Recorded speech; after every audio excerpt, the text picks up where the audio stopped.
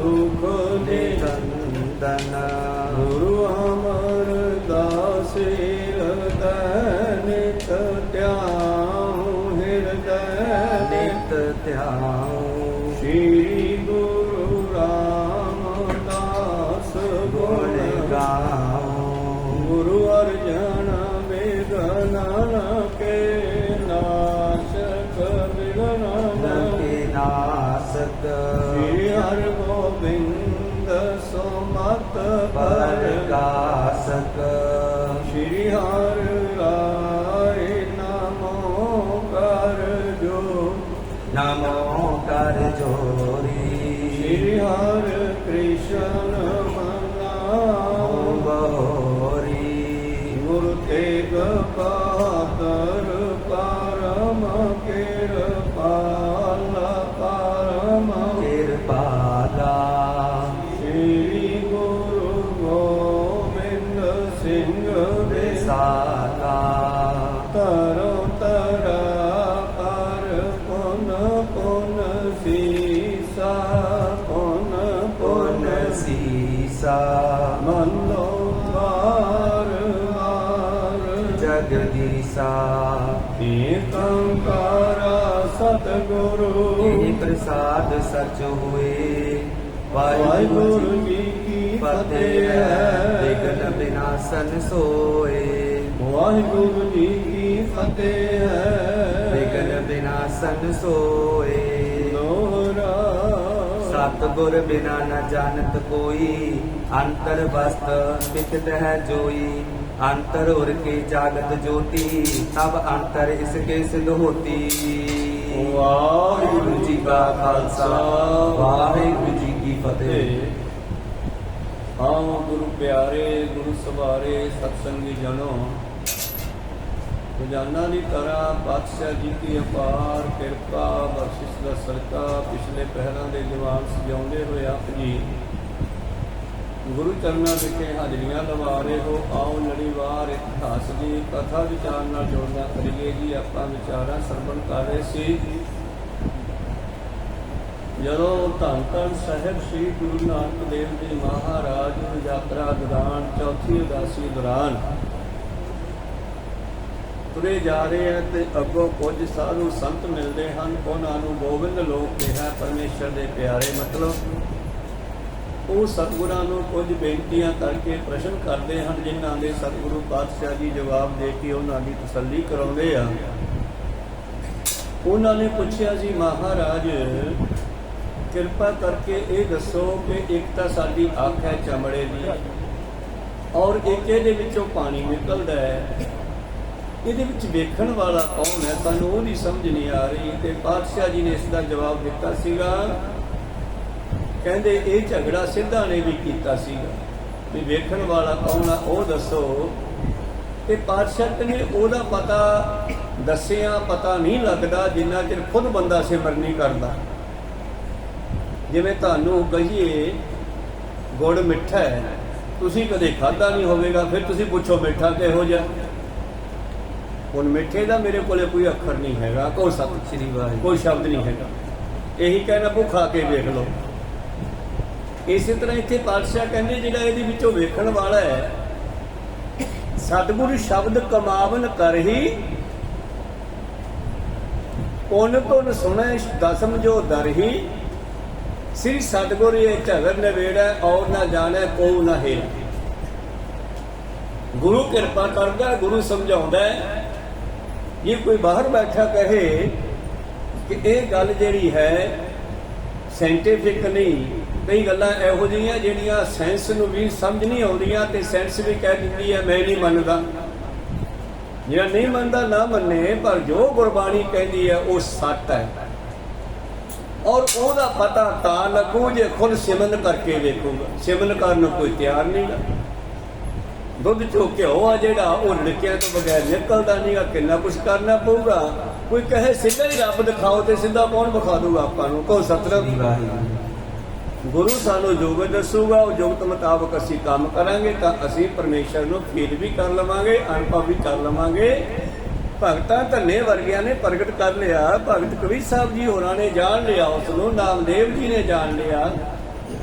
पर अगलियां ने कुछ करके जाने तुरिया जांदियां तो कुछ भी समझ नहीं आता। कोई सतनाम इस करके सिद्ध पुछ अपना साधु पुछ रहे सी, सानू दसो बई अखां विचों वेखण वाला कौन है। हुण सिद्धा कहता जोत है। हुण कहंदे जोत साडे हत्थ च फड़ाओ, हत्थ च कौन फड़ावे? अभ्यास करके तू देख ला, कहो सतनाम सिमरन करके तू देख ला। इस करके नानक दियां गुझियां रमजां नूं बेसमझ जमाना की जाने, उन्हें समझ के अपना समझ लिया ये अपना ते बगाना की जाने। इनू ये नहीं पता कि अपना की है ते बगाना की है। जिन्हों असी कहने मैं आपदा काम करदा, मैं ड्यूटी ते चलिया, मैं तनख्वाह लैके आउणा, मैं नौकरी करदा, तुसी आपदा काम नहीं करते, तुसी जवाकां दा कर रहे हो, रिश्तेदारां नूं खवा रहे हो। ਤੁਹਾਡਾ ਕੰਮ ਤਾਂ ਸਿਮਰਨ ਸੀਗਾ, ਜਿਹੜਾ ਤੁਹਾਡੇ ਕੰਮ ਆਉਣ ਵਾਲਾ ਹੈ ਉਹ ਤਾਂ ਕਰਦੇ ਹੀ ਨਹੀਂ। ਕਿ ਆਪਾਂ ਤਾਂ ਲੋਕਾਂ ਦਾ ਕੰਮ ਕਰਦੇ ਫਿਰਦੇ ਆ।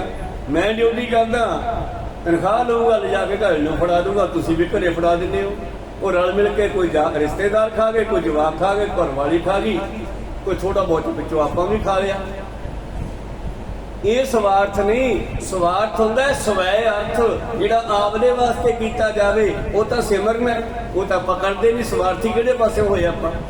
ਪਰ ਸਵਾਰਥੀ ਆਪਾਂ ਦੂਜੇ ਦਾ ਕੰਮ ਕਰ ਰਹੇ ਹਾਂ, ਆਪਦਾ ਤਾਂ ਹਜੇ ਕੀਤਾ ਹੀ ਨਹੀਂਗਾ। ਜਿੱਦੇ ਆਪਦਾ ਕਰ ਲਿਆ ਉਹਦੇ ਪਤਾ ਲੱਗੋ ਬਈ ਜੋਤ ਕੀ ਹੈ, ਗੁਰਬਾਣੀ ਕੀ ਹੈ, ਗੁਰਬਾਣੀ ਦੇ ਅਰਥ ਕੀ ਹੈ, ਇਤਿਹਾਸ ਕੀ ਹੈ, ਉਹਦੇ ਸਮਝ ਆਊਗੀ।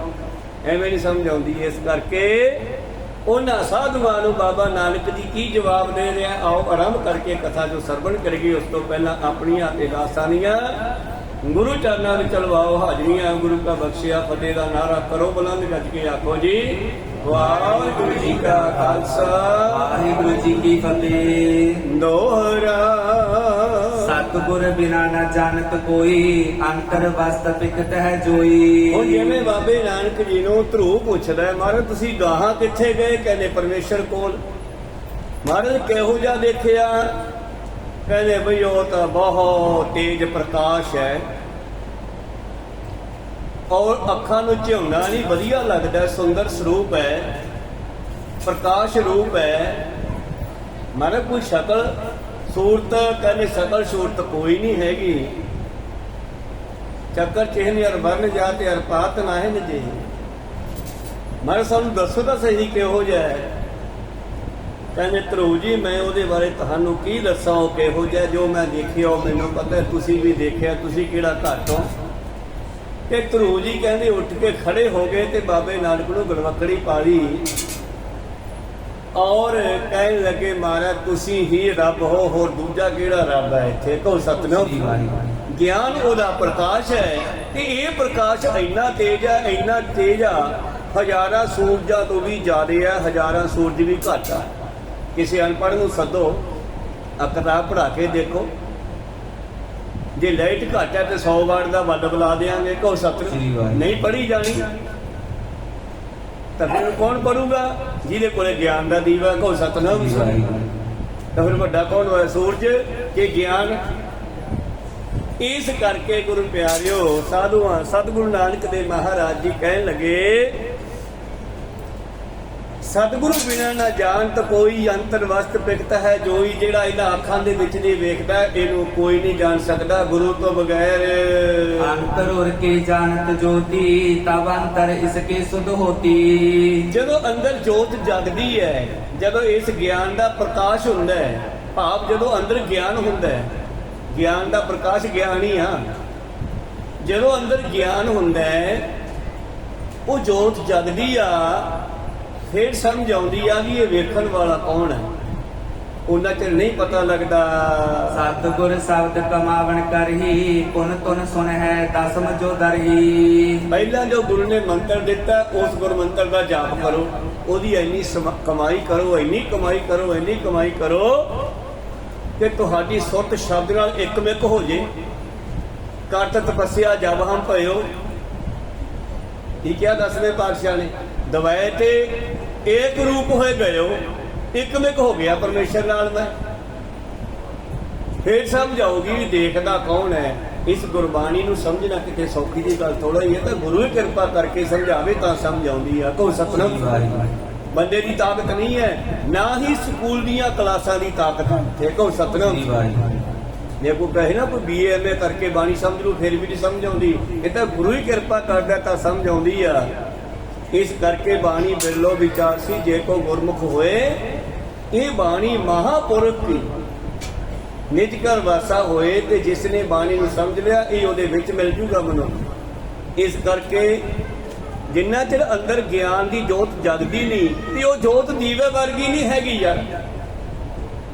ਉਹ ਜੋਤ ਦੀਵੇ ਵਰਗੀ ਨਹੀਂ, ਉਹ ਬੱਲਬ ਵਰਗੀ ਨਹੀਂ, ਉਹ ਸੂਰਜ ਵਰਗੀ ਵੀ ਨਹੀਂ। ਜੇ ਸੋ ਚੰਦਾ ਉਗਵੇ ਸੂਰਜ ਚੜੇ ਹਜ਼ਾਰ, ਇੱਥੇ ਚੰਨ ਹੁੰਦੇ ਆ ਗੁਰਬਿਨ ਘੋਰ ਅੰਧਾਰ। ਜਦੋਂ ਅੰਦਰੋਂ ਜੋਤ ਜਗੂਗੀ ਤਾਂ ਉਸ ਅੰਦਰਲੀ ਵਸਤੀ ਦੀ ਸਮਝ ਆਵੇਗੀ ਕਿ ਵੇਖਣ ਵਾਲਾ ਕੌਣ ਹੈ। ਸ਼੍ਰੀ ਸਤਿਗੁਰੇ ਝਗਰਨ ਬੀਰੈ, ਔਰ ਨਾ ਜਾਣੇ ਕੋ ਨਾ ਹੀਰੈ। ਗੁਰੂ ਹੀ ਕਿਰਪਾ ਕਰਦਾ ਹੈ, ਮਨ ਵਸ ਆਵੇ ਨਾਨਕਾ, ਜੇ ਪੂਰਨ ਕਿਰਪਾ ਹੋਏ। ਜਦੋਂ ਸਤਿਗੁਰੂ ਹੀ ਝਗੜਾ ਨਿਬੇੜਦਾ, ਫਿਰ ਸਮਝਾਉਂਦਾ ਤੂੰ ਕੌਣ ਹੈ, ਜੋਤ ਕੀ ਹੈ, ਫੇਰ ਹੀ ਸਮਝ ਆਉਂਦੀ ਹੈ, ਦੱਸਿਆ ਸਮਝ ਨਹੀਂ ਆਉਂਦੀ। ਸਭ ਇੰਦਰੀਆਂ ਕਿਰਿਆ ਜੋ ਕਰਹੀ, ਪਰਮ ਜੋਤ ਕੇ ਹੈ ਅਨਸਰਹੀ। ਆ ਜਿੰਨੀਆਂ ਸਾਡੇ ਸਰੀਰ ਤੇ ਇੰਦਰੀਆਂ ਲੱਗੀਆਂ, 5 ਕਰਮ ਇੰਦਰੀ, 5 ਗਿਆਨ ਇੰਦਰੀ, ਇਹ ਸਾਰੇ ਉਸ ਜੋਤ ਦੇ ਕਾਰਨ ਹੀ ਚੱਲ ਰਹੇ ਨੇ। ਤੁਸੀਂ ਕਹੋ ਬਈ ਆ ਮੋਬਾਈਲ ਇੱਥੋਂ ਨੰਬਰ ਲਾਇਆ, ਦੂਜੇ ਥਾਂ ਜਾ ਕੇ ਵੱਜ ਗਿਆ, ਇਹਨਾਂ ਦੋਨਾਂ ਨੂੰ ਜੋੜਨ ਵਾਲਾ ਕੌਣ ਹੈ? ਤੁਸੀਂ ਫੜ ਕੇ ਦਿਖਾ ਦਿਓ, ਆਹੀ ਫੜ ਕੇ ਵਿਖਾ ਦਿਓ ਤਾਂ ਪਰੇ ਦੀ ਗੱਲ ਹੈ। ਇਹਨਾਂ ਦੋਹਾਂ ਦੀ ਆਵਾਜ਼ ਨੂੰ ਜੋੜਨ ਵਾਲਾ ਕੌਣ ਹੈ? ਇਹ ਵੀ ਇਸੇ ਜੋਤ ਦੇ ਵਿੱਚੋਂ ਹੀ ਲਿਆ ਸੈਂਸ ਨੇ। ਹਵਾ ਦੇ ਰਾਹੀਂ, ਹਵਾ ਦੇ ਵਿੱਚ ਜਿਹੜੀ ਜੋਤ ਹੈ ਨਾ, ਉਸੇ ਨੇ ਮੋਬਾਈਲਾਂ ਦਾ ਕਨੈਕਟ ਕੀਤਾ ਹੈਗਾ, ਕਿਉਂਕਿ ਸੈਂਸ ਨੇ ਵੀ ਇਹ ਤੋਂ ਸਹਾਰਾ ਲਿਆ। ਕੋਈ ਸਤਨਾਮ। ਇਹ ਨੈਟਵਰਕ ਨੇ ਉਹ ਵੀ ਇਹਦੇ ਵਿੱਚ ਫੈਲਿਆ ਹੋਇਆ। ਹੁਣ ਕਹਿਤਾ ਨਾ ਸਾਇੰਸ ਨੇ, ਕਿਤੇ ਨੈਟ ਫੈਲਿਆ ਹੋਇਆ, ਕਿਤੇ ਨੈਟ ਆ ਨਹੀਂ ਰਿਹਾ, ਕਿਤੇ ਨੈਟ ਆ ਰਿਹਾ ਹੈ। ਗੁਰੂ ਪਿਆਰੋ, ਇਹ ਵੀ ਉਸੇ ਜੋਤ ਦਾ ਕੰਮ ਹੈ। ਹੁਣ ਸਮਝ ਆਈ ਨਾ? ਤੁਹਾਨੂੰ ਉਹ ਗੱਲਾਂ ਨਹੀਂ ਸਮਝ ਆ ਰਹੀਆਂ, ਠੀਕ ਹੈ, ਮੈਂ ਤੁਹਾਡੇ ਦਿਮਾਗ ਦੇ ਬਰਾਬਰ ਦੀ ਗੱਲ ਕਰਦੇ ਆ। ਬਈ ਮੋਬਾਈਲਾਂ ਦੇ ਨੰਬਰ ਨੂੰ ਮਿਲਾਉਣ ਵਾਲਾ ਕੌਣ ਹੈ? ਬੈਠੇ ਇੱਥੇ ਆ, ਗੱਲ ਕੈਨੇਡਾ ਹੋ ਰਹੀ ਹੈ, ਵਿਚਾਲੇ ਕਿਹੜੀਆਂ ਤਾਰਾਂ ਲੱਗੀਆਂ ਆਪਣੇ ਮੋਬਾਈਲਾਂ ਨਾਲ? ਕੋਈ ਤਾਰ ਨਹੀਂ ਲੱਗੀ, ਹਵਾ ਦੇ ਰਾਹੀਂ ਜਾ ਰਹੇ। ਫਿਰ ਹਵਾ 'ਚ ਕੀ ਹੈ ਇਹੋ ਜਿਹੀ ਚੀਜ਼ ਜਿਹੜੀ ਸਾਡੀ ਆਵਾਜ਼ ਨੂੰ ਇੱਥੋਂ ਉੱਥੋਂ ਤੱਕ ਪਹੁੰਚਾਤੀ? ਕਿਹੜੀ ਤਾਰ ਆ ਉਹ? ਸੂਖਮ। ਇਹ ਸੂਖਮ ਚੀਜ਼ਾਂ ਹਨ। ਕਹੋ ਸਤਨਾਮ। ਇਹ ਤਾਂ ਬਾਹਰਲੀ ਸੈਂਸ ਨੂੰ ਥੋੜੀ ਸਮਝ ਆ ਗਈ, ਉਹਨਾਂ ਨੇ ਜੋੜ ਜੱਪ ਕਰ ਲਈ ਆ, ਪਰ ਬ੍ਰਹਮ ਗਿਆਨੀਆਂ ਦੇ ਕੋਲੇ ਇਹ ਚੀਜ਼ ਪਹਿਲਾਂ ਹੀ ਸੀਗੀ। ਇੱਕ ਦਿਨ ਮਾਤਾ ਗੁਜਰੀ ਜੀ ਕਹਿਣ ਲੱਗੇ ਗੁਰੂ ਗੋਬਿੰਦ ਸਿੰਘ ਮਹਾਰਾਜ ਜੀ ਨੂੰ, ਮਹਾਰਾਜ ਅੱਜ ਵੀ ਕੋਈ ਬ੍ਰਹਮ ਗਿਆਨੀ ਹੈ? ਜੇ ਹੈ ਤਾਂ ਦਰਸ਼ਨ ਕਰਾਓ। ਬਾਦਸ਼ਾਹ ਕਹਿੰਦੇ ਕਰਾ ਦਿਆਂਗੇ ਮਾਤਾ ਜੀ। ਤੁਸੀਂ ਸੁਬਹ ਇਸ਼ਨਾਨ ਪਾਣੀ ਕਰਕੇ ਤਿਆਰ ਪ੍ਰਤਿਆਰ ਹੋ ਕੇ ਭਾਵਨਾ ਬਣਾ ਕੇ ਪ੍ਰਸ਼ਾਦਾ ਬਣਾਓ ਕਿ ਕੋਈ ਬ੍ਰਹਮ ਗਿਆਨੀ ਆ ਕੇ ਪ੍ਰਸ਼ਾਦਾ ਛਕੇ। ਇਹ ਬ੍ਰਹਮ ਗਿਆਨੀ ਆ ਜਾਊਗਾ, ਠੀਕ ਹੈ ਪਾਤਸ਼ਾਹ। ਧੰਨ ਗੁਰੂ ਗੋਬਿੰਦ ਸਿੰਘ ਮਹਾਰਾਜ ਦੀਆਂ ਤਾਰਾਂ ਖੜਕੀਆਂ ਗੁਪਤੋ ਗੁਪਤੀ। ਇਹ ਨਹੀਂ ਵੀ ਜਾ ਕੇ ਬੰਦਾ ਭੇਜਿਆ ਘੋੜੀ ਦੇ ਸੁਨੇਹਾ ਦੇ ਕੇ ਆ। ਭਾਈ ਰਾਮ ਕੌਰ ਜੀ ਬਾਬਾ ਬੁੱਢਾ ਜੀ ਦੀ ਵੰਸ਼ ਵਿੱਚੋਂ 10ਵੇਂ ਪਾਤਸ਼ਾਹ ਜੀ ਦੇ ਸਮੇਂ ਹਨ।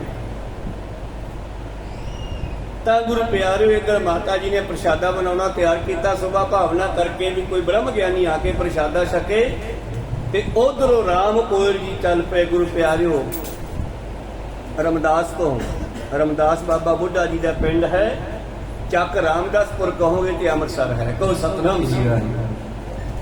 ਤਾਂ ਰਮਦਾਸ ਤੋਂ ਭਾਈ ਰਾਮ ਕੌਰ ਜੀ ਚੱਲ ਪਏ ਘੋੜੀ ਤੇ, ਔਰ ਇਧਰ ਭਾਵਨਾ ਪ੍ਰਸ਼ਾਦਾ ਛਕਣਾ, ਉਧਰ ਤਾਰਾ ਖੜਕ ਗਿਆ। ਘੋੜੀ ਬਹੁਤ ਭਜਾਉਂਦੇ ਆ, ਪਰ ਵੇਖਿਆ ਵੀ ਜਲਦੀ ਨਹੀਂ ਪਹੁੰਚ ਸਕਦਾ, ਪ੍ਰਸ਼ਾਦਾ ਜਲਦੀ ਛਕਣਾ ਜਾ ਕੇ। ਉਹ ਆਪਣੀ ਅਧਿਆਤਮਕ ਸ਼ਕਤੀ ਨਾਲ ਉੱਡ ਕੇ ਆਏ ਹੈ। ਭਾਵ ਘੋੜੀ ਇੰਨੀ ਤੇਜ਼ ਚੱਲੀ ਆ, ਕਈ ਲੋਕਾਂ ਨੇ ਰਸਤੇ 'ਚ ਵੇਖਿਆ ਤੇ ਘੋੜੀ ਦਾ ਪੈਰ ਧਰਤੀ ਤੇ ਨਹੀਂ ਲੱਗ ਰਿਹਾ ਸੀਗਾ, ਉੜਦੀ ਜਾ ਰਹੀ ਸੀ। ਕਹੋ ਸਤਨਾਮ। ਤੇ ਪਰ ਉਹਨਾਂ ਨੇ ਇਸ ਗੱਲ ਦਾ ਵਿਖਾਵਾ ਨਹੀਂ ਕੀਤਾ। ਆਨੰਦਪੁਰ ਸਾਹਿਬ ਤੋਂ ਥੋੜੀ ਜੀ ਦੂਰੀ ਤੇ ਰੁਕ ਗਏ ਉਹ, ਉੱਥੋਂ ਫਿਰ ਆਰਾਮ ਨਾਲ ਜਾਂਦੇ ਆ। ਮਾਤਾ ਜੀ ਆ ਕੇ ਪਾਤਸ਼ਾਹ ਨੂੰ ਕਹਿੰਦੇ, ਮਹਾਰਾਜ ਪੁੱਤਰ ਬ੍ਰਹਮ ਗਿਆਨੀ ਆਇਆ ਤਾਂ ਹੈ ਨਹੀਂ। ਕਹਿੰਦੇ ਬਸ ਮਾਤਾ ਜੀ ਆਉਂਦੇ ਹੀ ਹੋਣੇ ਆ, ਤੁਸੀਂ ਤਿਆਰੀ ਕਰੋ ਛਕਾਉਣ ਦੀ।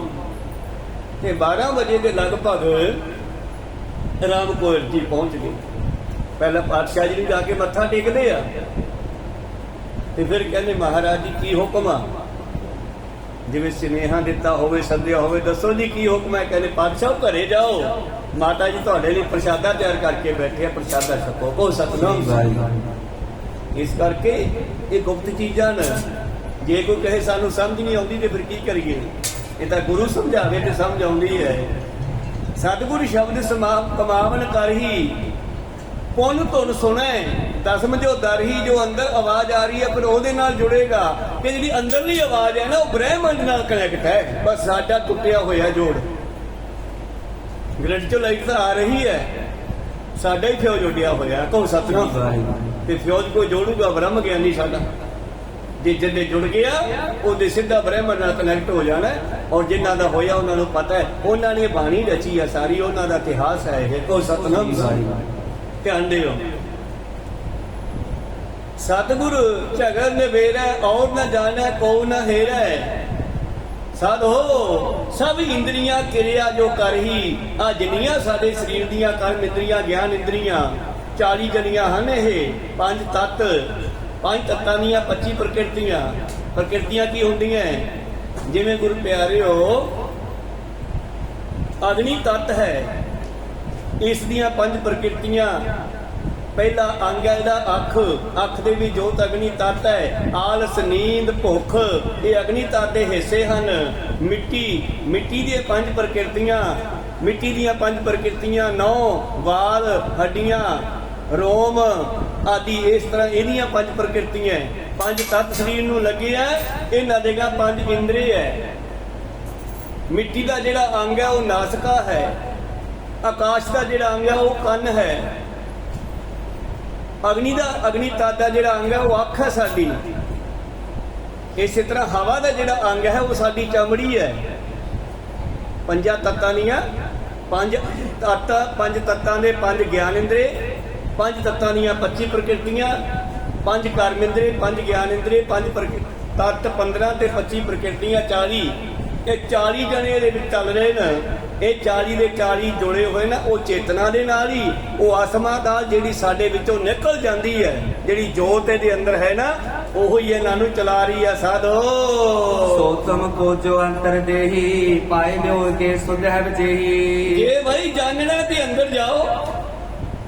ਹੁਣ ਮਾਸਟਰ ਪੜ੍ਹਾ ਹੀ ਸਕਦਾ ਨਾ, ਭੋਲ ਕੇ ਦਿਮਾਗ ਦੇ ਵਿੱਚ ਤਾਂ ਕੁਝ ਪਾ ਨਹੀਂ ਸਕਦਾ। ਕੋ ਸਤਿਨਾਮ। ਗਿਆਨ ਦੇ ਸਕਦਾ, ਬਾਬਾ ਜੀ ਨੇ ਗਿਆਨ ਦੇਤਾ, ਅੰਦਰ ਤਾਂ ਤੁਹਾਨੂੰ ਖੁਦ ਨੂੰ ਜਾਣਾ ਪੈਣਾ।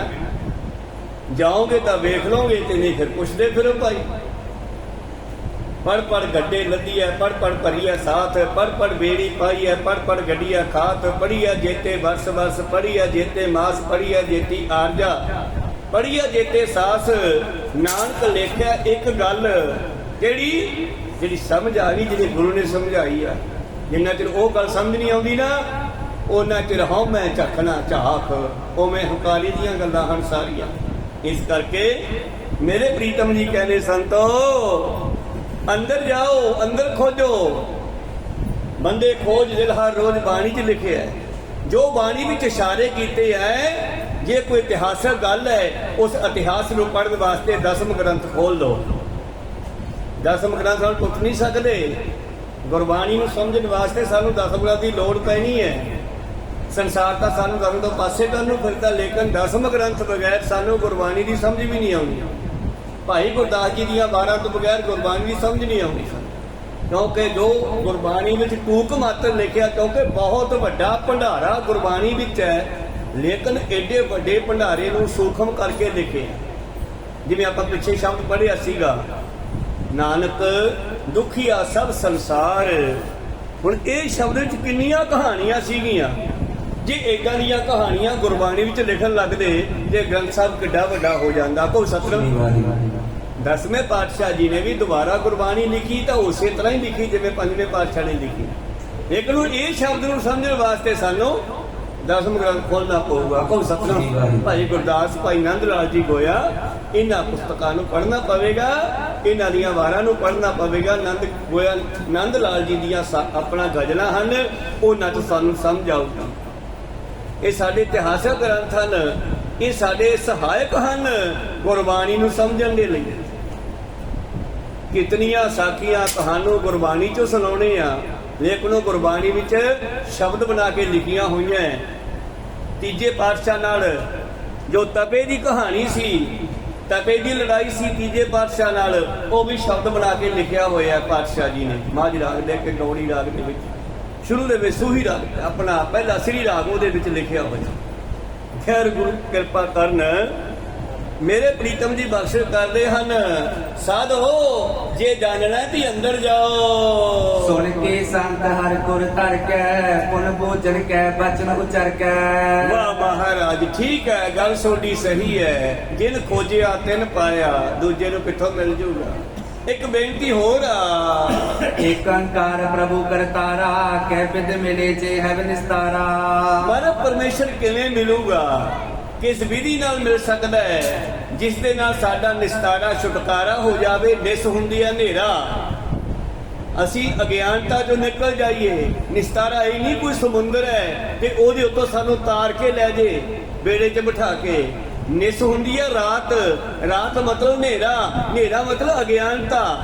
ਤੇ ਪਰਮੇਸ਼ਰ ਕੀ ਆ? ਗਿਆਨ ਹੈ। ਵਾਹੋ ਵਾਹੋ ਬਾਣੀ ਨਿਰੰਕਾਰ ਹੈ, ਗਿਆਨ ਹੈ ਪਰਮੇਸ਼ਰ। ਇਸ ਕਰਕੇ ਉਹ ਪਰਮੇਸ਼ਰ ਸਾਨੂੰ ਕਿਵੇਂ ਮਿਲੇ? ਜਿਹਦੇ ਕਰਕੇ ਸਾਡਾ ਨਿਸ ਤਾਰਾ, ਤਾਰਾ ਹੁੰਦਾ ਚਾਨਣ, ਤਾਰਾ ਲਾਈਟ ਕਰਦਾ, ਰਾਤ ਹਨੇਰੀ ਆ। ਕਿਵੇਂ ਅਸੀਂ ਹਨੇਰੇ ਚੋਂ ਚਾਨਣ ਵੱਲ ਚਲੇ ਜਾਈਏ? ਕੋ ਸਤਿਨਾਮ। ਕਿਵੇਂ ਅਸੀਂ? ਗੁਰੂ ਕੌਣ ਹੈ? ਗੋ ਮਤਲਬ ਗੁੱਪ ਹਨੇਰਾ, ਰੂਹ ਮਤਲਬ ਰੋਸ਼ਨੀ। ਗੁਰੂ ਉਹ ਹੈ ਜਿਹੜਾ ਸਾਨੂੰ ਹਨੇਰੇ ਚੋਂ ਚਾਨਣ ਵੱਲ ਲੈ ਜਾਂਦਾ ਹੈ, ਅਗਿਆਨਤਾ ਚੋਂ ਗਿਆਨ ਵੱਲ ਲੈ ਜਾਂਦਾ ਹੈ। ਗੁਰੂ ਸੰਸਾਰ ਵਿੱਚ ਬਹੁਤ ਹੈ, ਪਰ ਇੱਕ ਸਤਿਗੁਰੂ ਹੈ ਜਿਹੜਾ ਸਾਡੇ ਸਾਰੇ ਹੀ ਨਿਰਣੇ ਜਿਹੜੇ ਹੈ ਉਹ ਨਿਵਰਤ ਕਰਦਾ ਸਾਡੇ ਭਰਮ ਫੁਰਨੇ। ਤਾਂ ਸੰਤ ਕਹਿਣ ਲੱਗੇ, ਦੱਸੋ ਉਹ ਪਰਮੇਸ਼ਰ ਕਿਵੇਂ ਮਿਲੇਗਾ ਜਿਸ ਕਰਕੇ ਸਾਡੀ ਅਗਿਆਨਤਾ ਖਤਮ ਹੋ ਜਾਵੇ। ਕੌਣ ਜਤਨ ਸੋ ਪਾਇਆ ਜਾਈ, ਸੋ ਸੁਧ ਦੇਵ ਹਮਕੋ ਸਮਝਾਈ। ਕਿਰਪਾ ਕਰਕੇ ਦੱਸੋ ਕਿਸ ਯਤਨ ਦੇ ਨਾਲ ਉਸ ਨੂੰ ਪਾਇਆ ਜਾ ਸਕਦਾ ਹੈ। ਸ਼੍ਰੀ ਨਾਨਕ ਪੁਨ ਕੀਨ ਅਲਾਵਨਾ, ਪੂਰਨ ਕੀਨੋ ਸ਼ਬਦ ਸੁਹਾਵਨਾ। ਤਾਂ ਜਿਹੜਾ ਸ਼ਬਦ ਚੱਲ ਰਿਹਾ ਸੀਗਾ, ਮੈਂ ਬੇਨਤੀ ਕਰਤੀ ਨਾ ਵੀ ਇੱਥੇ ਇਤਿਹਾਸ ਪੜ੍ਹ ਰਹੇ ਆ, ਲੇਕਿਨ ਇਤਿਹਾਸ ਵੀ ਗੁਰਬਾਣੀ ਦੇ ਸ਼ਬਦਾਂ ਤੋਂ ਬਣਿਆ, ਐਵੇਂ ਨਹੀਂ ਬਣਿਆ। ਇਸ ਕਰਕੇ ਮੇਰੇ ਪ੍ਰੀਤਮ ਜੀ ਕਹਿੰਦੇ, ਦੱਸੋ ਰੱਬ ਕਿਵੇਂ ਮਿਲੇਗਾ? ਪ੍ਰੀਤਮ ਨੇ ਅਗਲੀ ਪੰਕਤੀ ਉਚਾਰਨ ਕੀਤੀ ਹੈ ਸ਼ਬਦ ਦੀ। ਸ਼੍ਰੀ ਮੁਖ ਵਾਕ ਸੁਰ ਨਰ ਨਾਥ ਬੇਅੰਤ ਅਜੋਨੀ, ਸਾਚੇ ਮਹਿਲ ਅਪਾਰਾ। ਨਾਨਕ ਸਹਿਜ ਮਿਲੇ ਜਗ ਜੀਵਨ, ਨਦਰ ਕਰੋ ਨਿਸਤਾਰਾ। ਉਹ ਜਗ ਜੀਵਨ ਸਾਨੂੰ ਮਿਲੇਗਾ ਸਹਿਜ ਅਵਸਥਾ ਵਿੱਚ ਜਾ ਕੇ, ਭੱਜ ਕੇ ਨਹੀਂ ਮਿਲਣਾ। ਕਈ ਵਾਰੀ ਤੁਸੀਂ ਕੋਈ ਚੀਜ਼ ਹੱਥ ਕਰੋਲੇ ਮਾਰ ਕੇ ਲੱਭ ਰਹੇ ਹੋ ਨਾ, ਨਹੀਂ ਲੱਭਦੀ, ਫਿਰ ਤੁਸੀਂ ਆਪ ਹੀ ਬਹਿ ਜਾਂਦੇ ਆ। 2 ਮਿੰਟ ਅੱਖਾਂ ਬੰਦ ਕਰਦੇ, ਪਤਾ ਨਹੀਂ ਕਿੱਥੇ ਰੱਖੀ ਸੀ। ਜਦੋਂ ਤੁਸੀਂ ਹਾਰ ਮੰਨ ਲਈ ਨਾ, ਹਾਰ ਮੰਨ ਲਈ ਵੀ ਹੈ, ਮੈਨੂੰ ਪਤਾ ਨਹੀਂ ਕਿੱਥੇ ਰੱਖੀ ਹੈ, ਤੁਰੰਤ ਹੀ ਅੰਦਰੋਂ ਜਵਾਬ ਆਉਂਦਾ, ਉੱਥੇ ਪਈ ਹੈ, ਚੱਕ ਲੈ। ਇਸੇ ਕਰਕੇ ਇੱਥੇ ਜਿੰਨਾ ਚਿਰ ਅਸੀਂ ਹਾਰਦੇ ਨਹੀਂ, ਉਹਨਾਂ ਚਿਰ ਇਹ ਗੱਲ ਦੀ ਸਮਝ ਨਹੀਂ ਆਉਂਦੀ। ਜਿੰਨਾ ਚਿਰ ਸਾਨੂੰ ਹੰਕਾਰ ਹੈ, ਉਹਨਾਂ ਚਿਰ ਨਹੀਂ ਪਾਇਆ ਜਾਂਦਾ। ਜਿੰਨਾ ਚਿਰ ਸਹਿਜ ਅਵਸਥਾ ਵਿੱਚ ਨਹੀਂ ਜਾਂਦੇ, ਉਹਨਾਂ ਚਿਰ ਕਿਵੇਂ ਮਿਲੇਗਾ? ਸੁਰ ਨਰ, ਸੁਰ ਦੇਵਤੇ, ਮਨੁੱਖ, ਨਾਥ, ਜੋਗੀ, ਗੋਰਖਨਾਥ ਵਰਗੇ, ਬੇਅੰਤ ਅਜੋਨੀ, ਸਾਚਾ ਮਹਿਲ ਅਪਾਰਾ। ਉਹ ਜਿਹੜਾ ਜੋਨਾਂ ਤੋਂ ਰਹਿਤ ਮਾਲਕ ਹੈ ਸ੍ਰਿਸ਼ਟੀ ਦਾ। ਦੋਹਰਾ ਬੇਸ਼ੁਮਾਰ ਸੁਰ ਨਰਨ ਪਤ, ਮੰਦਰ ਜਾਏ ਅਪਾਰ। ਉਸ ਪਰਮੇਸ਼ਰ ਦੇ ਬੇਅੰਤ ਮਹਿਲ ਹਨ, ਬੇਅੰਤ ਘਰ ਹਨ। ਘਰ ਇਹੋ ਜਿਹੀਆਂ ਕੋਠੀਆਂ ਨਹੀਂ, ਤੁਹਾਡੀਆਂ ਬਾਡੀਆਂ ਉਹਦੇ ਘਰ ਹੈ। ਕੋ ਸਤਿਨਾਮ। ਤੁਹਾਡੇ ਸਰੀਰ ਉਹਦੇ ਘਰ ਹਨ। ਉਹ ਕਿਤੇ ਦੇਵਤਿਆਂ ਵਿੱਚ ਕੇਵਲ ਆਤਮਾ ਰੂਪ 'ਚ ਰਹਿੰਦਾ ਹੈ, ਕਿਤੇ ਸਰੀਰ ਬਣਾ ਕੇ ਤੁਹਾਡੇ ਸਰੀਰਾਂ 'ਚ ਰਹਿੰਦਾ ਹੈ। ਇਸ ਤਰ੍ਹਾਂ ਉਹ ਸੰਸਾਰ ਦੇ ਵਿੱਚ ਬੇਅੰਤ ਘਰਾਂ 'ਚ ਰਹਿੰਦਾ ਹੈ। ਹੁਣ ਇਸ ਪੰਕਤੀ ਨੂੰ ਸਮਝਣ ਵਾਸਤੇ ਸ਼ਬਦ ਪੜ੍ਹ ਲਓ। ਆਰਤੀ ਗगन में थाल, रब चंद दीपक बने, तारका मंडल जनक मोती, धूप मलयान लो पवन चवरो करे, सगल बनराय फुलंत ज्योति। पांडिया ने कहा महाराज आजो। जगन्नाथपुरी च मंदिर च आरती हो रही है, बाबा जी उत्थे बैठे है पिछे अपने साथियों समेत। शामा का समा होया, थाल दे विच समान सजाया, आरती शुरू करती। और बिचों किसी ने कहता होने जिमें कोई इत्थे बैठा रहे, दूजा कहना खड़ा हो, अरदास हो जाती है, तू बैठा क्यों है? किसी ने कहता बिचों पंडित ने, मैं तुसी भी थाल फड़ो ते घुमा लो। कहने असीं नहीं फिरदे, असीं नहीं थाल घुमाउंदे हुंदे। आरती पूरी करके पूछया भी साधो तुसी थाल क्यों नहीं घुमाया? ਤੁਸੀਂ ਆਰਤੀ ਕਿਉਂ ਨਹੀਂ ਕੀਤੀ? ਕਹਿੰਦੀ ਅਸੀਂ ਆਰਤੀ ਕਰਦੇ ਨਹੀਂ, ਅਸੀਂ ਹੋਰ ਹੀ ਆਰਤੀ ਨੂੰ ਦੇਖ ਕੇ ਉਹਦਾ ਆਨੰਦ ਲੈਨੇ ਆ। ਕੋ ਸਤਿ ਦੇਖਦੇ ਹੋ ਨਾਲ ਤੁਸੀਂ ਕਿਹਦੀ ਆਰਤੀ ਕਰਦੇ ਸੀਗੇ? ਜਗਨਨਾਥ ਦੀ। ਜਗਨਨਾਥ ਕਿੱਥੇ ਆ? ਉਹ ਦੇਖੋ ਸਾਹਮਣੇ ਬੁੱਤ ਬਣਿਆ, ਮੂਰਤੀ ਬਣੀ ਆ। ਅੱਛਾ ਇਹ ਜਗਨਨਾਥ ਹੈ। ਜਗਨਨਾਥ ਦੇ ਅਰਥ ਕੀ ਹੈ? ਜਗ ਦਾ ਮਾਲਕ। ਜਗ ਕਿੱਡਾ ਵੱਡਾ ਹੈ ਤੇ ਮਾਲਕ ਐਡਾ ਕੀ ਹੈ? ਕੋ ਸਤਿਨਾਮ। ਇਹ ਨੀਗਾ ਜਗਨਨਾਥ। ਪੰਡਤ ਹੈਰਾਨ ਹੋ ਗਏ, ਕਹਿੰਦੇ ਜਗਨਨਾਥ ਹੀ, ਹੋਰ ਜਗਨਨਾਥ ਕਿਹੜਾ ਹੈ? ਜਗਨਨਾਥ ਤਾਂ ਜੇਵੜ ਆਪ ਤੇਵੜ ਤੇਰੀ ਦਾਤ।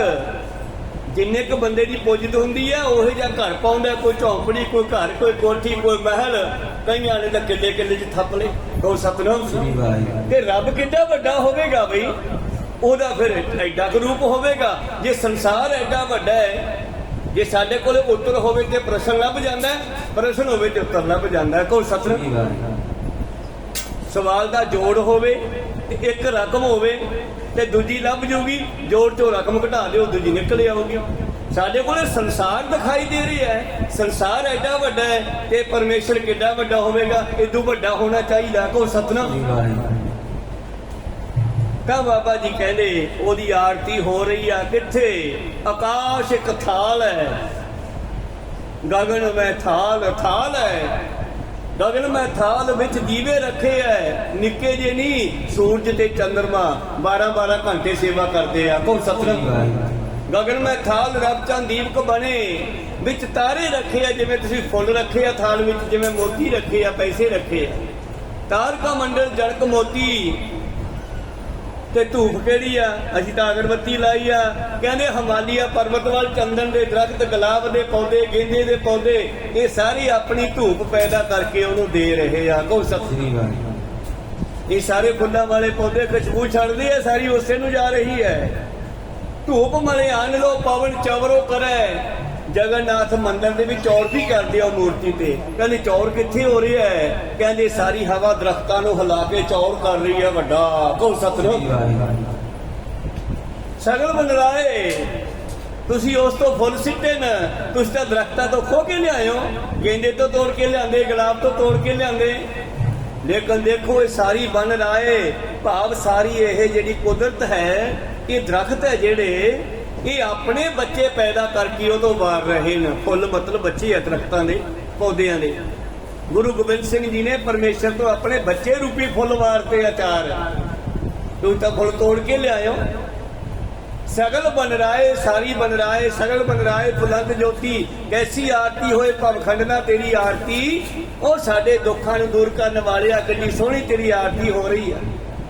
ਅਸੀਂ ਤਾਂ ਟੱਲੀਆਂ ਵਜਾਉਣੇ ਆ, ਉੱਥੇ ਖੜਕਾ ਅਣਹੰਦਾ ਸ਼ਬਦ ਵਜੰਦ ਭੇਰੀ, ਅਣਹਦ ਵਾਜੇ ਵੱਜ ਰਹੇ ਨੇ ਉਸਦੇ, ਭੇਰੀਆਂ ਤੂਤੀਆਂ ਵੱਜ ਰਹੀਆਂ।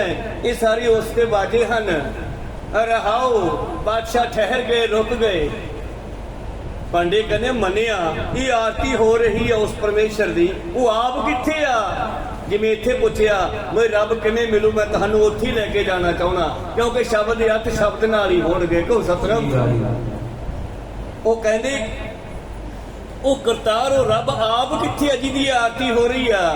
ਕਹਿੰਦੇ ਉਹਦੇ ਬਾਰੇ ਕਿਆ ਦੱਸਾਂ। ਰਹਾਓ ਸਹਿਸ ਤਬ ਨੈਣ ਨਾਨ ਨੈਣ ਹਾਹੇ ਤੋਹੇ ਕੋ। ਉਹਦੀ ਕੋਈ ਇੱਕ ਅੱਖ ਨਹੀਂ, ਆ ਹਜ਼ਾਰਾਂ ਅੱਖਾਂ ਵਿੱਚੋਂ ਦੀ ਉਹੀ ਵੇਖਦਾ। ਕੋ ਉਹਦੀਆਂ ਹਜ਼ਾਰਾਂ ਅੱਖਾਂ ਹਨ। ਸਹਿਸ ਤਬ ਨੈਣ, ਕਿਉਂਕਿ ਸਤਿਗੁਰ ਫਿਰ ਗਾਉਂਦੇ ਗਾਉਂਦੇ ਨਾ ਪਰਮੇਸ਼ਰ ਨਾਲ ਸਿੱਧੇ ਹੋ ਗਏ, ਸੰਬੋਧਨ ਹੋ ਗਏ ਉਹਨੂੰ।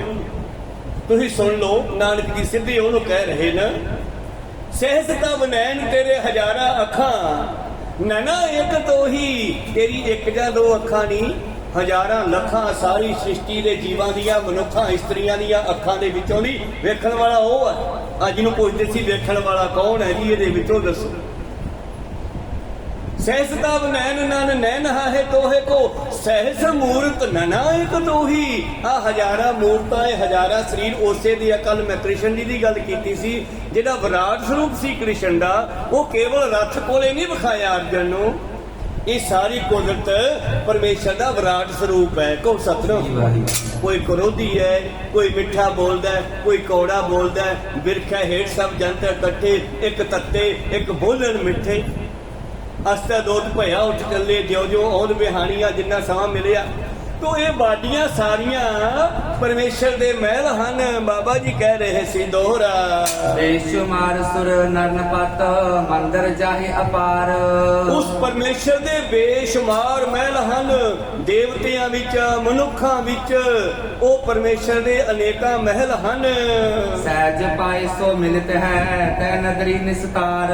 ਉਹ ਜਿਹੜੇ ਮਹਿਲ ਚੋਂ ਨਿਕਲ ਕੇ ਪ੍ਰਗਟ ਹੋ ਜਾਂਦਾ ਹੈ, ਉਹਨੂੰ ਸਮਝ ਆ ਜਾਂਦੇ ਵੀ ਹਾਂ ਇਹ ਤਾਂ ਇੱਥੇ ਅੰਦਰ ਹੀ ਬੈਠਾ ਸੀ, ਮੈਂ ਬਾਹਰੋਂ ਲੱਭਦਾ ਫਿਰਦਾ। ਹਾਂ ਪੜੋ ਫਿਰ।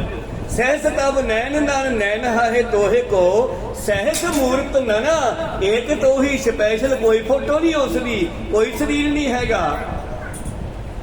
ਜੇ ਇੱਕ ਸਰੀਰ ਹੁੰਦਾ ਤੇ ਫਿਰ ਆਪਣੇ ਕੋਲੇ ਹੁੰਦਾ ਤੇ ਹਿੰਦੂ ਰਹਿ ਜਾਂਦੇ, ਜੇ ਹਿੰਦੂਆਂ ਕੋਲੇ ਹੁੰਦਾ ਤੇ ਅਸੀਂ ਰਹਿ ਜਾਂਦੇ, ਜੇ ਉਹਨਾਂ ਕੋਲੇ ਹੁੰਦਾ ਮੁਸਲਮਾਨ ਰਹਿ ਜਾਂਦੇ, ਜੇ ਮੁਸਲਮਾਨਾਂ ਕੋਲੇ ਹੁੰਦਾ ਫਿਰ ਆਪਾਂ ਰਹਿ ਜਾਂਦੇ। ਕੋ ਸਤਿਨਾਮ। ਤਬ ਦਾ ਸਰੂਪ ਕਿਹੜਾ ਹੈ? ਉਹਦਾ ਐਸਾ ਸਰੂਪ ਹੈ ਜਿਹੜਾ ਘਟ ਘਟ ਕੇ ਅੰਤਰ ਕੀ ਜਾਣਤ, ਭਲੇ ਬੁਰੇ ਕੀ ਪੀਰ ਪਛਾਣਤ, ਜਿਸ ਦਾ ਨੈਟਵਰਕ ਹਰੇਕ ਦੇ ਦਿਮਾਗ ਨਾਲ ਜੁੜਿਆ ਹੋਇਆ। ਇਹਦੇ ਅੰਦਰ ਕੀ ਚੱਲ ਰਿਹਾ? CCTV ਕੈਮਰੇ ਲੱਗੇ ਆ ਨਾ, ਕੈਮਰੇ ਸਾਰੇ ਦਰਬਾਰ ਸਾਹਿਬ ਆਪਣੇ ਗੁਰਦੁਆਰੇ 'ਚ ਲੱਗੇ ਆ 50-60। ਤੇ ਉਹ ਕੈਮਰੇ 'ਚ ਬੈਠੇ ਦੇਖ ਰਹੇ ਆ ਕਿੱਥੇ ਕੀ ਹੋ ਰਿਹਾ। ਕੋ ਸਤਿਨਾਮ। ਇਵੇਂ ਪਰਮੇਸ਼ਰ ਦਾ ਨੈਟਵਰਕ ਸਾਡੇ ਦਿਮਾਗਾਂ ਨਾਲ ਜੁੜਿਆ ਹੋਇਆ ਹੈ। ਘਟ ਘਟ ਕੇ ਅੰਤਰ ਕੀ ਜਾਣਤ, ਭਲੇ ਬੁਰੇ ਕੀ ਪੀਰ ਪਛਾਣਤ। ਤੁਸੀਂ ਬੋਲ ਕੇ ਨਾ ਦੱਸਿਓ, ਉਹ ਤੁਹਾਡੇ ਸੋਚਣ ਨਾਲ ਵੀ ਦੇਖ ਰਿਹਾ ਵੀ ਸੋਚੀ ਕੀ ਜਾਂਦਾ ਹੈ। ਇਹ ਕੋ ਸਤਿਨਾਮ। ਉਹ ਐਸਾ ਹੈ, ਉਹਦਾ ਕੋਈ ਇੱਕ ਘਰ ਨਹੀਂ ਸਾਧੋ, ਉਹਦਾ ਕੋਈ ਇੱਕ ਮਹਿਲ ਨਹੀਂ। ਸਹਿਜ ਮੂਰਤ ਨਨਾ ਇੱਕ ਤੋਂ ਹੀ, ਧਿਆਨ ਦਿਓ, ਸਹਿਜ ਮੂਰਤ ਨਨਾ ਇੱਕ ਤੋਂ ਹੀ। ਸਹਿਸ ਪਦ ਬਿਮਲ ਤੇਰੇ ਪਵਿੱਤਰ ਹਜ਼ਾਰਾਂ ਹੀ ਪੈਰ ਹੈ।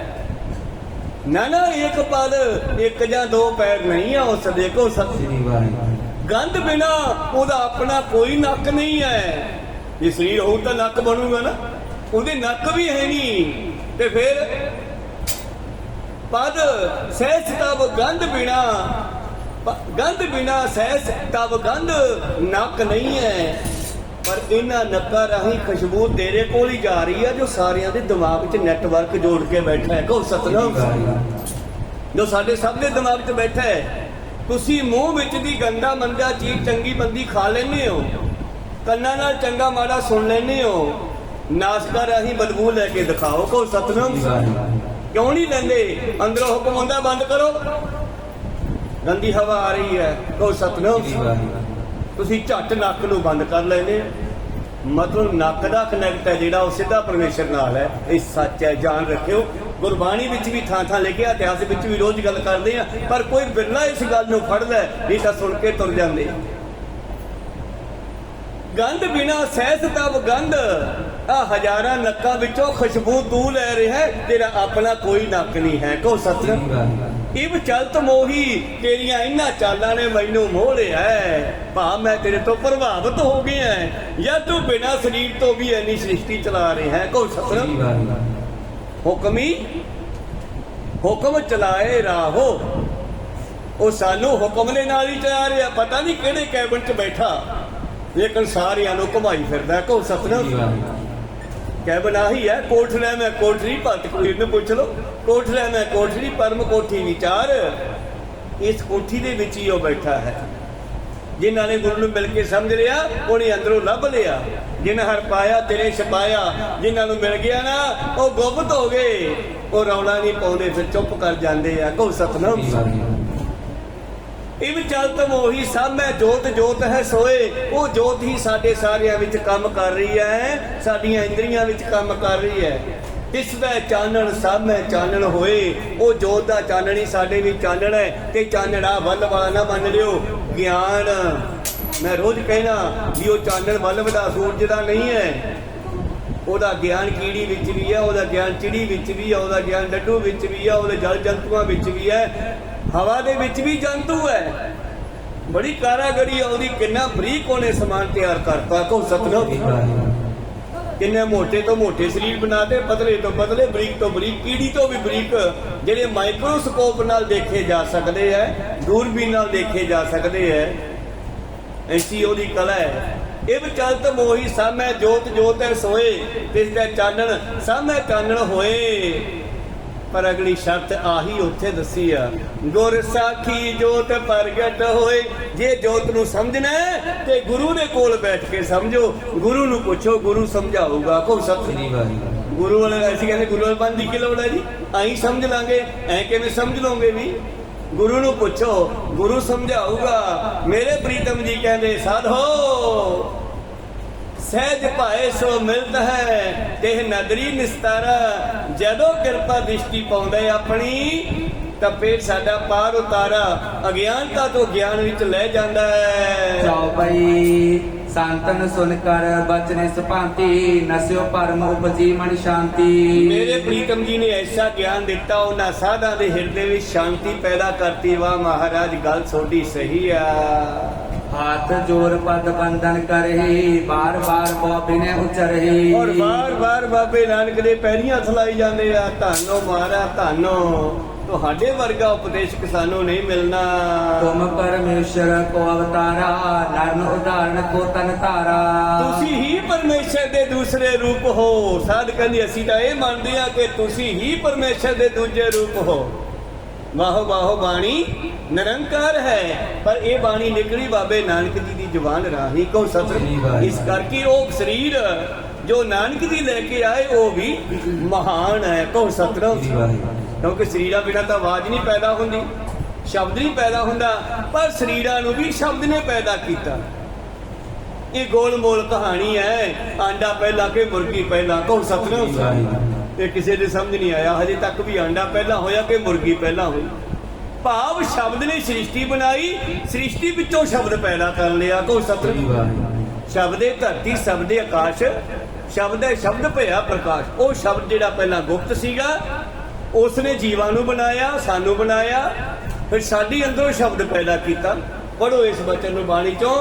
ਸਰਗੁਣ ਨਿਰਗੁਣ ਨਿਰੰਕਾਰ, ਉਹ ਨਿਰਗੁਣ ਸੀਗਾ, ਸਰੀਰ ਹੈ ਨਹੀਂ ਸੀ ਉਹਦੇ ਕੋਲ, ਕੋਈ ਇਕੱਲਾ ਹੀ ਬੈਠਾ ਸੀ। ਬੈਠਾ ਸੁਣ ਕੇ ਸਰੀਰ ਨਾ ਮੰਨ ਲਿਓ, ਪਤਾ ਨਹੀਂ ਕਿਵੇਂ ਬੈਠਾ ਸੀ, ਉਹਦੀਆਂ ਉਹ ਜਾਣੇ, ਇੱਥੇ ਮੈਂ ਵੀ ਨਹੀਂ ਕਹਿ ਸਕਦਾ ਕੁਛ।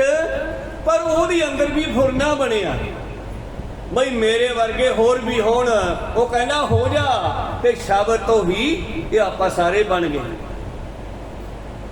ਜਦੋਂ ਹੋ ਜਾ ਕਿਹਾ, ਕੀਤਾ ਪਸਾਓ, ਏਕੋ ਕਵਾਓ, ਤਿਸਤੇ ਹੋਏ ਲੱਖ ਦਰਿਆਓ। ਆਪਾਂ ਦਰਿਆ ਹਾਂ ਚਲਦੇ ਫਿਰਦੇ, ਕਿਉਂਕਿ ਆਪਾਂ ਪਾਣੀ ਦੀ ਬੂੰਦ ਤੋਂ ਬਣੇ ਆ। ਪਾਣੀ ਤੋਂ ਬਣਿਆ, ਪਾਣੀ ਚੀਜ਼ ਕਹਾਊਗਾ। ਪਾਣੀ ਤੋਂ ਬਣਿਆ ਦਰਿਆ, ਪਾਣੀ ਤੋਂ ਬਣੀ ਨਦੀ, ਪਾਣੀ ਤੋਂ ਬਣੀ ਨਹਿਰ, ਪਾਣੀ ਤੋਂ ਬਣੀ ਗੁਰ ਪਿਆਰਿਓ ਖਾਲੇ। ਆਪਾਂ ਸਾਰੇ ਪਾਣੀ ਤੋਂ ਬਣੇ ਆ, ਤਾਂ ਤੇ ਆਪਾਂ ਸਰੀਰ ਜਿਹੜੇ ਹਨ ਇਹ ਦਰਿਆ ਹਨ। ਕੀਤਾ ਪਸਾਓ ਏਕੋ ਕਵਾਓ, ਤਿਸਤੇ ਹੋਏ ਲੱਖ ਦਰਿਆਓ। ਕੁਦਰਤ ਕਵਨ ਕਹਾਂ ਵਿਚਾਰ, ਵਾਰਿਆ ਨਾ ਜਾਵਾਂ ਇੱਕ ਵਾਰ। ਇੱਕ ਵਾਰੀ ਕੀ, ਜੇ ਮੈਂ ਵਾਰ-ਵਾਰ ਜਨਮ ਲੈ ਕੇ ਤੈਨੂੰ ਸਮਝਣਾ ਚਾਹਾਂ ਤਾਂ ਵੀ ਨਹੀਂ ਸਮਝ ਸਕਦਾ। ਕੋ ਸਤਿਨਾਮ। ਜੋ ਤੁਧ ਭਾਵੇਂ ਸਾਈ ਭਲੀ ਕਾਰ, ਜੋ ਤੂੰ ਕਰਦਾ ਠੀਕ ਹੀ ਕਰਦਾ, ਬਸ ਸਾਥੀ ਸੱਤ ਹੈ ਤੇਰੇ ਵਾਸਤੇ। ਕੋ ਸਤਿਨਾਮ।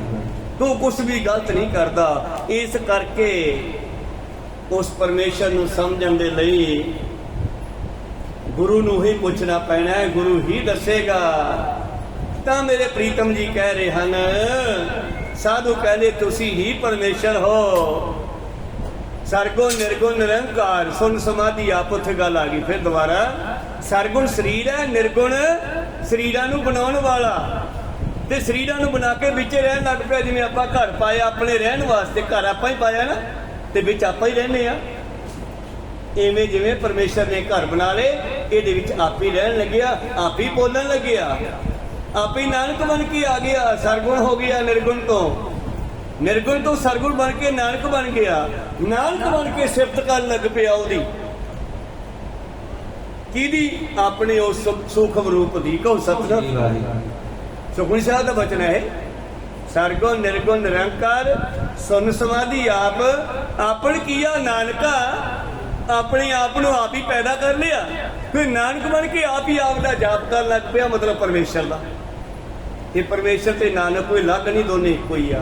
ਗੁਰ ਪਰਮੇਸ਼ਰ ਇੱਕੋ ਜਾਨ, ਸਮਾਜ ਲਿਖਿਆ ਬਾਣੀ ਵਿੱਚ। ਬਾਣੀ ਤੋਂ ਬਾਅਦ ਆਪਾਂ ਕਿਤੇ ਨਹੀਂ ਜਾਵਾਂਗੇ। ਤਾਂ ਮੇਰੇ ਪ੍ਰੀਤਮ ਜੀ ਕਹਿੰਦੇ ਤੁਮ ਪਰਮੇਸ਼ਰ ਕੇ ਅਵਤਾਰਾ ਨਾਨੇ ਉਦਾਹਰਨ ਕੋ ਤਨ ਧਾਰਾ ਹੈ ਤਾਂ ਤੂੰ ਸੂਖਮ ਪਰ ਸਾਨੂੰ ਸਮਝਾਉਣ ਵਾਸਤੇ ਸਰੀਰ ਲੈ ਕੇ ਆ ਗਿਆ हमको दूजी नाही खाओ करो मुक्त दे अपना नाओ। ਬਸ ਤੁਸੀਂ ਹੀ ਰੱਬ ਹੋ।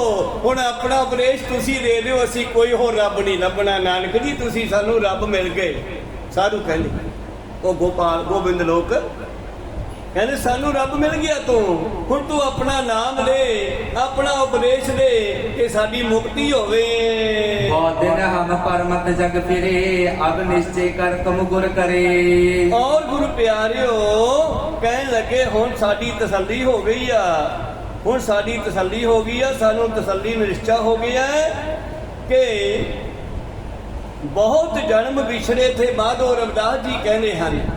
ਇਸੇ ਤਰ੍ਹਾਂ ਭੱਟਾਂ ਦੀ ਬਾਣੀ ਦੇ ਵਿੱਚ ਇੱਕ ਵਚਨ ਆਇਆ, 11 ਭੱਟਾਂ ਨੇ ਜੋ ਬਾਣੀ ਉਚਾਰਨ ਕੀਤੀ ਆ, ਉਹ ਭੱਟ ਵੀ ਕਹਿੰਦੇ ਰੱਬ ਨੂੰ ਲੱਭਦੇ ਫਿਰਦੇ ਸੀਗੇ। ਤਾਂ ਗੁਰੂ ਪਿਆਰਿਓ ਉਹ ਬਾਬਾ ਜੀ ਦੱਸ ਆਪਣਾ ਪੰਜਵੇਂ ਪਾਤਸ਼ਾਹ ਕੋਲ ਆਉਂਦੇ ਹਨ ਔਰ ਵਚਨ ਕਰਦੇ ਹਨ, ਬਰਸ ਏਕ ਹੋ ਫਿਰਿਓ।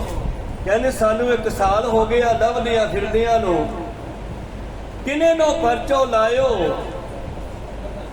ਉਹ ਜਿਹੜੇ 11 ਭੱਟ ਸੀ ਨਾ, ਉਹ ਸਤਿਗੁਰੂ ਲੱਭਦੇ, ਉਹਨਾਂ ਨੂੰ ਗੁਰੂ ਨਹੀਂ ਸੀ ਮਿਲ ਰਿਹਾ। ਉਹ ਘੁੰਮਦੇ ਘੁੰਮਦੇ ਪਹੁੰਚ ਗਏ ਲਾਹੌਰ ਦੇ ਇਲਾਕੇ 'ਚ। ਇੱਥੋਂ ਕਿਸੇ ਨੇ ਦੱਸ ਪਾਈ ਵੀ ਤੁਸੀਂ ਜਾਓ ਅੰਮ੍ਰਿਤਸਰ, ਉੱਥੇ ਸਤਿਗੁਰੂ ਅਰਜਨ ਦੇਵ ਜੀ ਹੈ, ਉਹ ਹੀ ਪੂਰਨ ਗੁਰੂ ਹੈ, ਤੁਹਾਡਾ ਮਾਰਗਦਰਸ਼ਨ ਉਹੀ ਕਰ ਸਕਦੇ ਆ। ਫਿਰ ਉਹ ਆਏ ਜਦੋਂ ਅੰਮ੍ਰਿਤਸਰ ਤੇ ਅੱਗੇ ਪੰਜਵੇਂ ਪਾਤਸ਼ਾਹ ਬਾਣੀ ਲਿਖ ਰਹੇ ਸੀਗੇ। ਇਹਨਾਂ ਨੇ ਗੁਰੂ ਜੀ ਨੂੰ ਆਪਣਾ ਗੁਰੂ ਧਾਰਨ ਕੀਤਾ ਔਰ ਗੁਰੂ ਪਾਤਸ਼ਾਹ ਨੂੰ ਉਪਦੇਸ਼ ਦੇ ਕੇ ਸਿਮਰਨ ਬਖਸ਼ਿਸ਼ ਕੀਤਾ।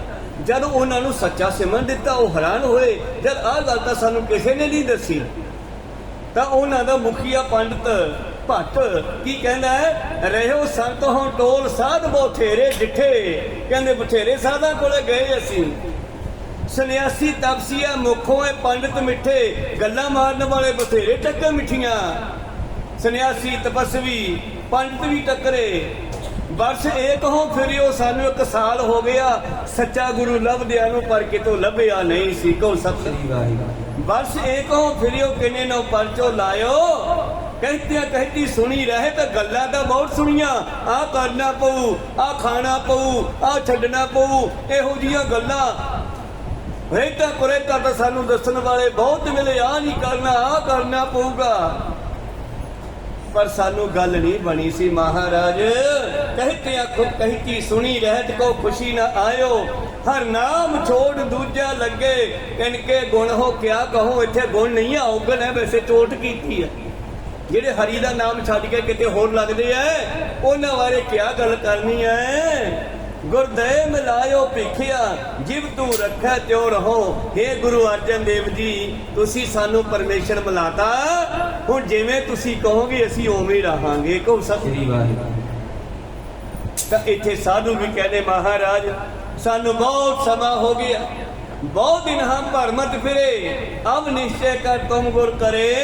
ਅਸੀਂ ਤੁਹਾਨੂੰ ਹੁਣ ਗੁਰੂ ਬਣਾਉਂਦੇ ਹਾਂ। ਸ਼ਰਨ ਪਰੇ ਕੀ ਰਾਖੋ ਸੁਆਮੀ, ਹਮ ਸਦੀਵ ਤੁਮਰੇ ਅਨੁਗਾਮੀ। ਅਸੀਂ ਹਮੇਸ਼ਾ ਤੁਹਾਡੇ ਹੁਕਮ ਅੰਦਰ ਚੱਲਾਂਗੇ। ਅਨੁਗਾਮੀ, ਅਨੁਗਾਮੀ ਹੁੰਦਾ ਹੈ ਜਿਹੜਾ ਰਸਤਾ ਤੁਸੀਂ ਦਿਓਗੇ ਉਸੇ ਤੇ ਚੱਲਾਂਗੇ। ਗਾਮੀ ਹੁੰਦਾ ਰਸਤਾ, ਅਨੁਗਾਮੀ ਤੁਹਾਡੇ ਅਨੁਸਾਰ ਅਸੀਂ ਚੱਲਾਂਗੇ, ਮਰ ਤੁਹਾਡੇ ਬਣ ਗਏ। ਫਿਰ ਉਹਨਾਂ ਭੱਟਾਂ ਨੇ ਗੁਰੂ ਪਿਆਰਿਓ ਜਿਹੜੇ ਸਵਈਏ ਗੁਰਬਾਣੀ 'ਚ ਰਚੇ ਹੋਏ ਨਾ, ਫਿਰ ਉਹਨਾਂ ਨੇ 5 ਗੁਰੂਆਂ ਦੀ ਸਿਫਤ ਕੀਤੀ, ਕਿਉਂਕਿ 5ਵੇਂ ਪਾਤਸ਼ਾਹ ਤੱਕ ਹੀ ਬਾਣੀ ਪਹੁੰਚੀ ਸੀ ਅਜੇ। ਤੇ ਬਾਬੇ ਨਾਨਕ ਤੋਂ ਲੈ ਕੇ 5ਵੇਂ ਪਾਤਸ਼ਾਹ ਤੱਕ ਉਹਨਾਂ ਨੇ ਭੱਟਾਂ ਨੇ ਸਵਈਆਂ ਦੇ ਵਿੱਚ ਬੇਨਤੀਆਂ ਕੀਤੀਆਂ। ਭੱਟਾਂ ਨੇ ਹੀ ਕਿਹਾ ਭੱਲੇ ਅਮਰਦਾਸ ਗੁਣ ਤੇਰੇ, ਤੇਰੀ ਉਪਮਾ ਤੋਹੇ ਬਣ ਆਵੇ। ਭੱਟਾਂ ਦੇ ਸਵਈਆਂ ਦੇ ਬਚਨ ਨੇ ਤੋ ਖੈਰ ਅੱਗੇ ਚੱਲੀਏ। ਮਹਾਰਾਜ ਸਾਨੂੰ ਆਪਣੇ ਸੇਵਕ ਬਣਾ ਲਓ ਤੇ ਸਾਨੂੰ ਗੁਰੂ ਉਪਦੇਸ਼ ਦਿਓ ਦੋਹਰਾ।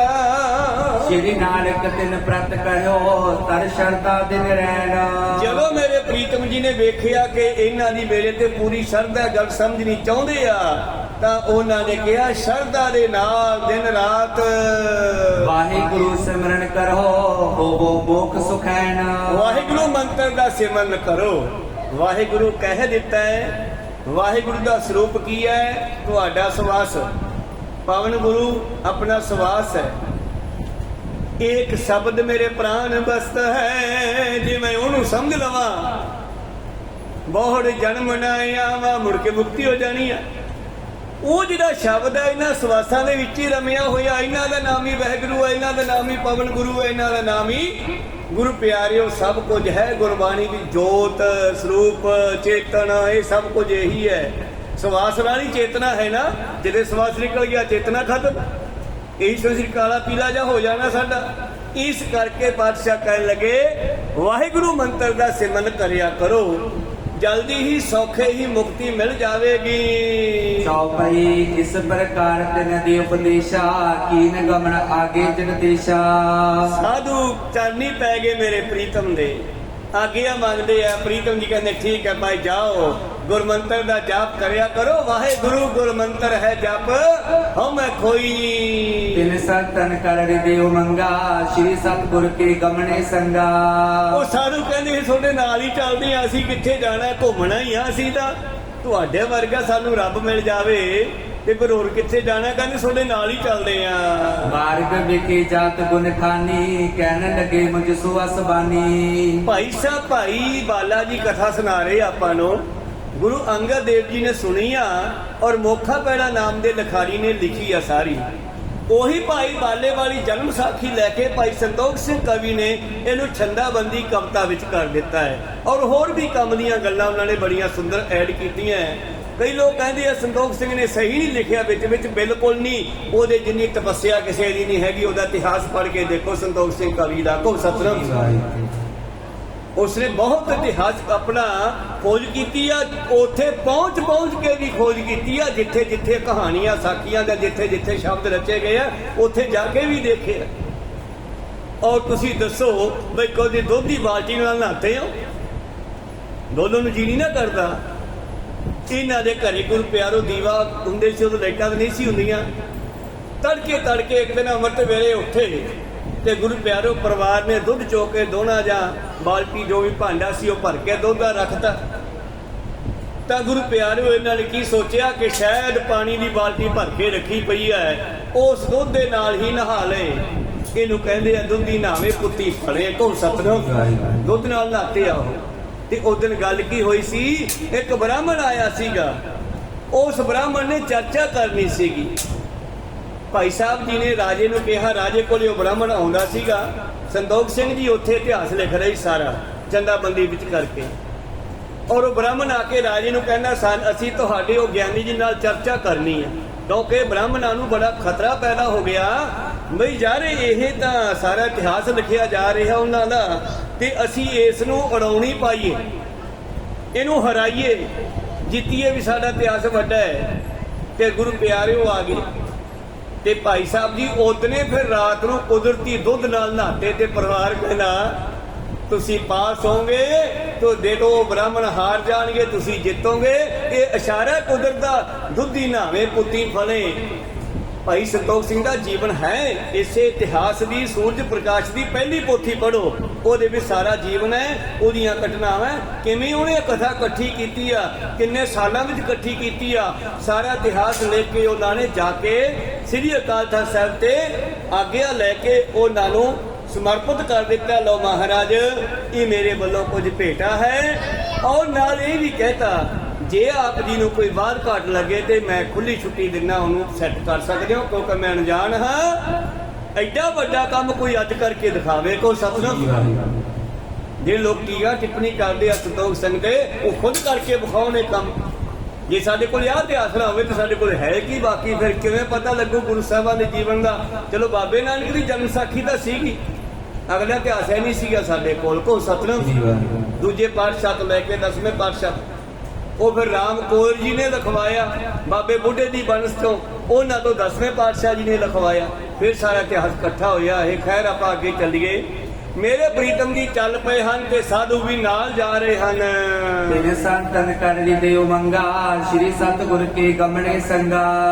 ਔਰ ਭਾਈ ਬਾਲਾ ਜੀ ਕਹਿੰਦੇ ਮਹਾਰਾਜ ਮੈਨੂੰ ਗੁਰੂ ਨਾਨਕ ਜੀ ਕਹਿੰਦੇ ਲਾਲੋ ਆਪਣਾ ਬਾਲਿਆ ਆਪਣਾ ਮਿੱਤਰ ਇੱਥੇ ਲਾਲੋ ਅਹਿਮਦਾਬਾਦ ਪਿੰਡ ਨੇੜੇ ਆ ਗਿਆ। ਹਾਂ ਮਹਾਰਾਜ।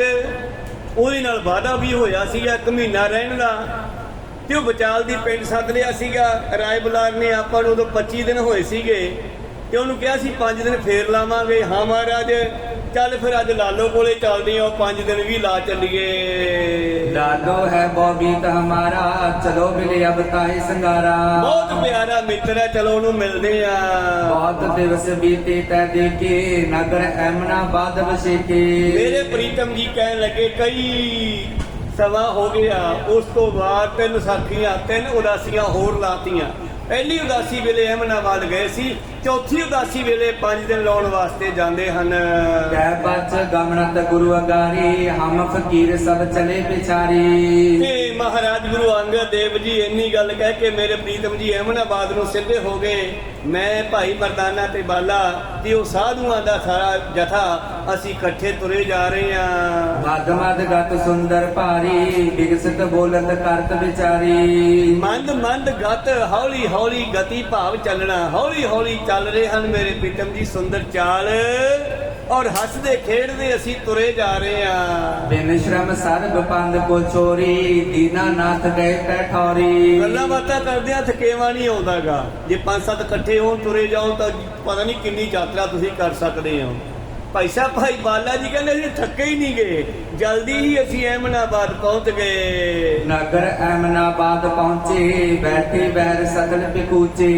ਔਰ ਬਾਹਰ ਇੱਕ ਉੱਚਾ ਜਿਹਾ ਥਾਂ ਦੇਖ ਕੇ ਅਸੀਂ ਬੈਠ ਗਏ। 24 ਸੋਹਤ ਭਈ ਫਕੀਰਾ, बीच ਵਿਰਾਜੇ ਗੁਣੀ ਗਹੀਰਾ। ਔਰ ਵਿਚਾਲੇ ਮੇਰੇ ਪ੍ਰੀਤਮ ਬੈਠੇ ਆ, ਇੱਕ ਪਾਸੇ ਅਸੀਂ ਬੈਠੇ ਆ ਸਤਿਗੁਰਾਂ ਦੇ, ਦੂਜੇ ਪਾਸੇ ਸਾਰੇ ਸਾਧੂ ਬੈਠੇ, ਫਕੀਰ ਬੈਠੇ ਹਨ। ਰੋੜਨ ਕੋ ਚੌਤਰਾ ਬਣਾਇਓ, ਉੱਪਰ ਬੈਠ ਦਿਓ ਸੁਖਦਾਇਓ। ਤਾਂ ਉੱਥੇ ਰੋੜੇ ਜੇ ਪਏ ਸੀਗੇ, ਡਲੇ ਜੇ ਰੋੜ ਜੇ, ਉਹਨਾਂ ਨੂੰ ਇਕੱਠੇ ਕਰਕੇ ਇੱਕ ਥੜਾ ਜਿਹਾ ਬਣਾ ਲਿਆ, ਉੱਤਰ ਪ੍ਰੀਤਮ ਬੈਠ ਗਏ। ਅਬਲੋ ਰੋੜੀ ਨਾਮ ਕਹਾਵੈ, ਮਨ ਬਾਚਤ ਦਰਸ਼ਨ ਫਲ ਪਾਵੈ। ਉੱਥੇ ਅੱਜ ਵੀ ਇਤਿਹਾਸਕ ਸਥਾਨ ਹੈ। ਭਾਈ ਸਾਹਿਬ ਜੀ ਕਹਿੰਦੇ ਗੁਰਦੁਆਰਾ ਰੋੜੀ ਸਾਹਿਬ, ਸੰਗਤਾਂ ਦਰਸ਼ਨਾਂ ਲਈ ਜਾਂਦੀਆਂ ਦੋਹਰਾ।